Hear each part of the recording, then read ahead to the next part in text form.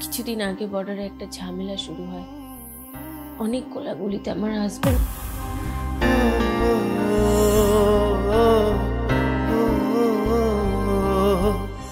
জীবনটাই বাঁচিয়ে রাখতে পারলাম না।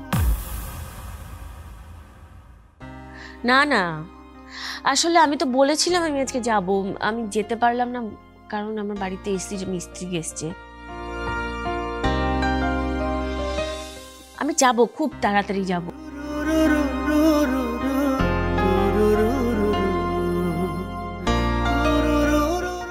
আচ্ছা ঠিক আছে। ওকে ওকে ম্যাডাম। আমি না একটু পরে কল করছি। হ্যাঁ আপনার কাজ কমপ্লিট? আচ্ছা ঠিক আছে, আমি তো দেখতে পারলাম না। আমি সব দেখে নিয়েছি ম্যাডাম, সব চেক করে নিয়েছি, কোনো সমস্যা নেই। তারপরেও যদি কোনো সমস্যা হয় আপনি আমাকে ফোন করবেন, আমি এসে দেখে যাব। কেমন? আসি। আচ্ছা ঠিক আছে। ও আর আপনার পেমেন্টটা? ও আপনি ফ্রি হয়ে পাঠিয়ে দেবেন, অনলাইনে পাঠিয়ে দিন। আমার নাম্বার তো আপনার কাছে আছেই। ওকে আসি।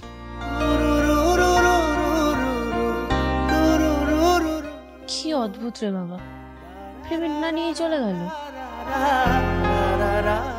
পেমেন্টটা করেই দিই।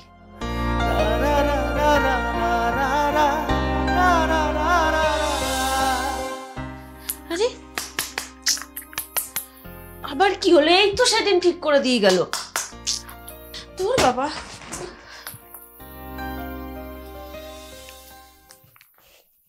Hello hello. হ্যাঁ ম্যাডাম বলুন। দাদা, আপনি আগের দিন এসিটা ঠিক করে দিয়ে গেছিলেন, আবার খারাপ হয়ে গেছে। ও আচ্ছা, ঠিক আছে, অসুবিধা নেই, আমি আজই ঠিক করে দিয়ে আসছি কিছুক্ষণ পর। ওকে ওকে।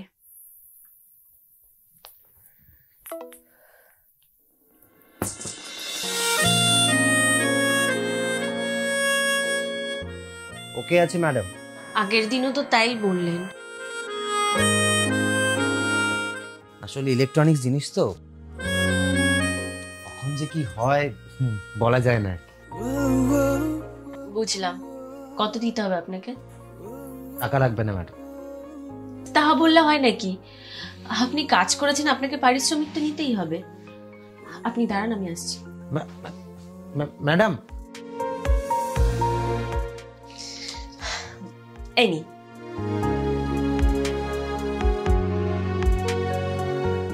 Thank you madam.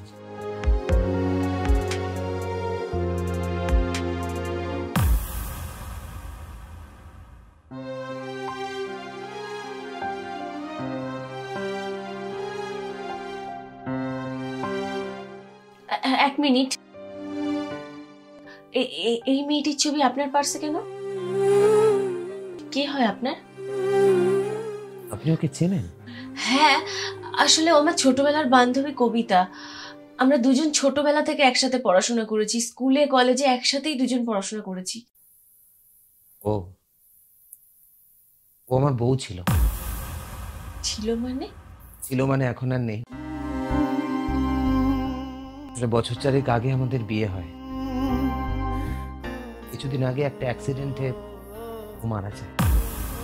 কি বলছেন কি আপনি? আমি তো বিশ্বাসই করতে পারছি না। কবিতা আমার খুব ভালো বন্ধু ছিল। আসলে কলেজ পাস আউট হয়ে যাওয়ার পর আমাদের মধ্যে আর সেরকম যোগাযোগ ছিল না, কিন্তু আমি শুনেছিলাম ও একটা ছেলেকে ভালোবেসে বিয়ে করেছে, কিন্তু ওর পরিবার কখনো ওকে মেনে নেয়নি। আপনি ঠিকই শুনেছেন ম্যাডাম, এই হতভাগ্য ছেলেটি আমি। ঘর বাড়ি পরিবার বন্ধু বান্ধব সবকিছু ছেড়ে এক কাপড়ে আমার সঙ্গে সংসার করবে বলে এসেছিল। আমি ওর জীবনটাই বাঁচিয়ে রাখতে পারলাম না। ভালোবাসাটাই ভগবান আমার থেকে কেড়ে নিল। কষ্ট পাবেন না, সবকিছু তো আর আমাদের হাতে থাকে না। আমরা চাইলেই তো আর সবকিছু আটকে রাখতে পারি না।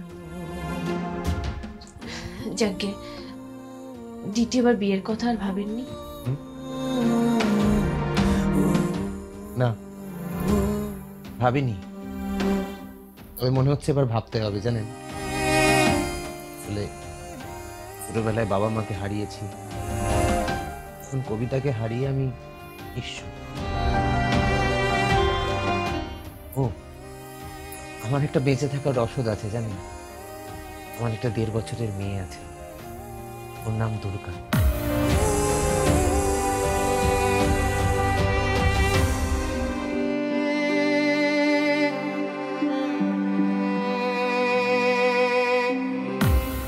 ওই আমার জীবন।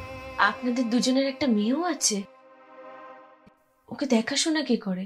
সত্যি কথা বলতে আমার পক্ষে ওকে দেখাশোনা করা একদমই সম্ভব হচ্ছে না। মানে আমি সামলাতে পারছি না।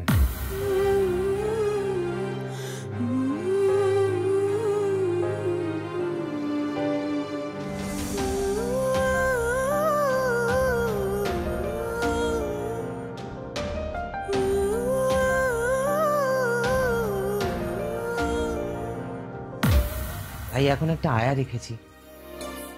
আসলে মায়ের মায়ের অভাব কি আর আয়া দিয়ে মেটানো যায় বলুন? তাই ভাবছি বিয়ে করাটা জরুরি। দেখাশোনা শুরু করেছেন বিয়ের জন্য? না না, আমাকে কে বিয়ে করবে বলুন? একে বিবাহিত, তার উপর একটা 1.5 বছরের বাচ্চা। যদি আমি আপনাকে বিয়ে করতে চাই?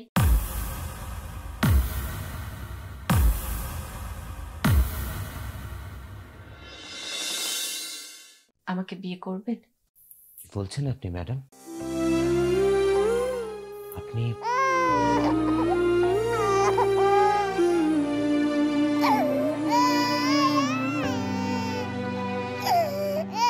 ম্যাডাম,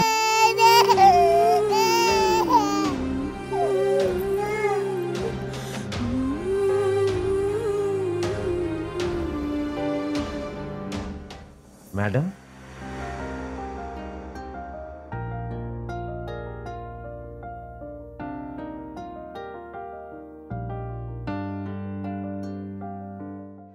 আমার হাজবেন্ড আর্মিতে চাকরি করতেন।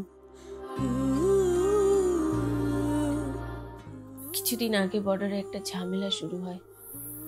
অনেক গোলাগুলিতে আমার হাজবেন্ড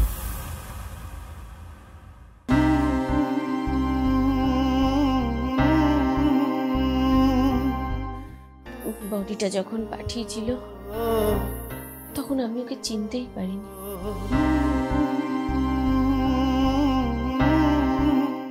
বাচ্চাটার বয়স মাত্র 3 মাস। বাচ্চাটার মুখও দেখে যেতে পারিনি। কি নাম ওর? জয়। আমি চাই ওর সমস্ত প্রতিকূলতাকে জয় করে বেড়ে উঠুক। আমি আর আপনি একই পরিস্থিতিতে দাঁড়িয়ে আছি। আমার মেয়ের একটা মায়ের দরকার, আমার ছেলের একজন বাবার। আচ্ছা, আমরা আমরা স্বামী স্ত্রী না হয়ে উঠতে পারলে ওরা দুজন তো একজন বাবা মা পাবে। আপনি ঠিকই বলেছেন ম্যাডাম। ওদের দুজনের জন্যই হয়তো আমাদের এক হওয়াটা জরুরি। কিন্তু ম্যাডাম, আমি খুব বেশি পড়াশোনা জানি না। লোকের বাড়ি বাড়ি কাজ করে বেড়াই। আপনার কোনো অসুবিধা নেই তো?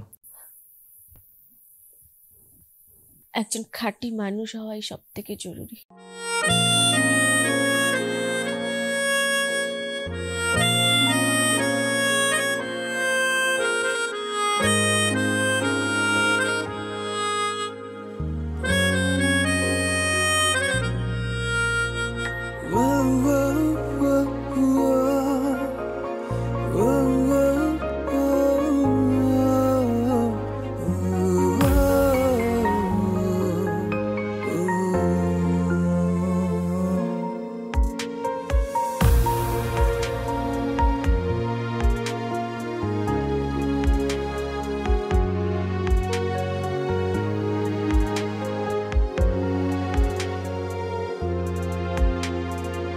Di-da-di-da.